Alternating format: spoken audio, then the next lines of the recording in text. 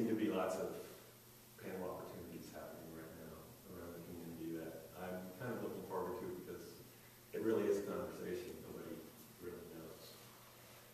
But I noticed that we use the word we a lot, and we do that too. And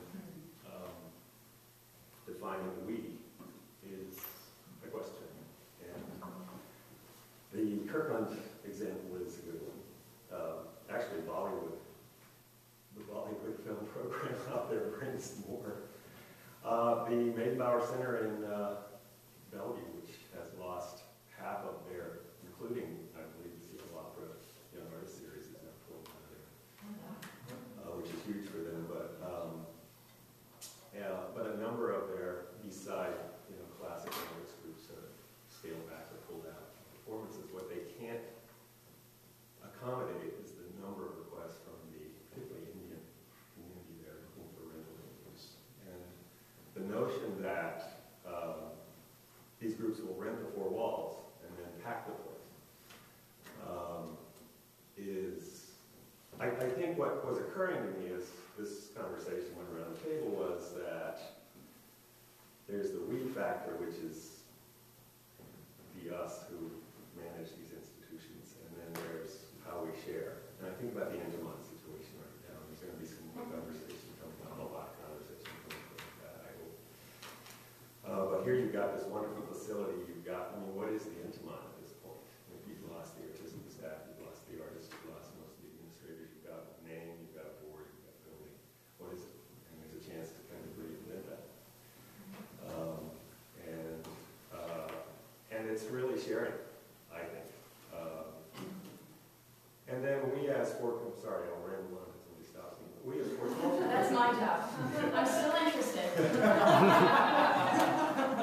We at Fort Culture got a little Wallace Initiative funded grant that came through the state to do their arts participation initiative, which is to increase participation among young and diverse audiences. And we were asked to apply because we coordinate a whole network of local arts agencies around the county, and we were defined as a community of practice, which was a method they were using to try to get at some sort of systemic change in this issue. So we bit, and we took it, and began thinking about how to do that. And we've been talking about it for 40 years or more since I've been here. And we're still talking about it, and we're still kind of in the same place we are. It's just the community has continued to kind of explode around us while we're still talking about it.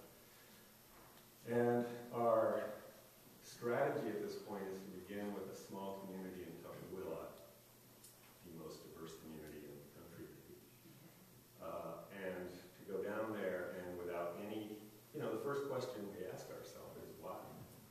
Why?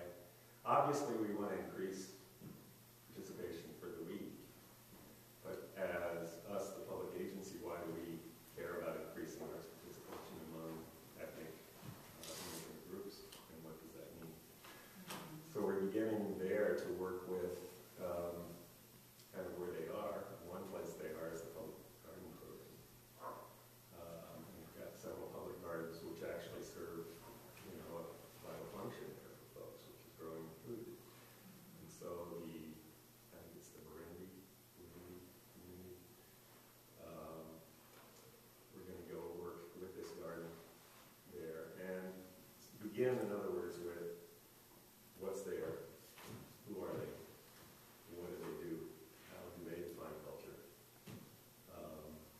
and how can we participate with them?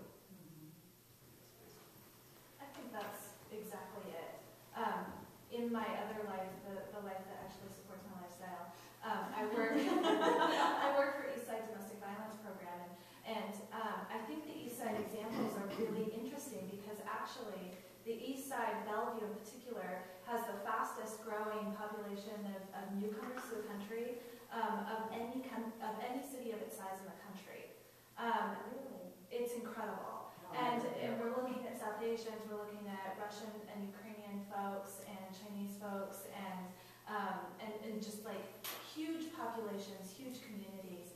And one of the things that we've learned is exactly that if you go into the community and say, hey, we're selling this product, we think you need it. In our case, we're saying you're experiencing domestic violence and you need services, which is true, in the same way that every community, every culture, everyone wants art in their lives. Come buy our product.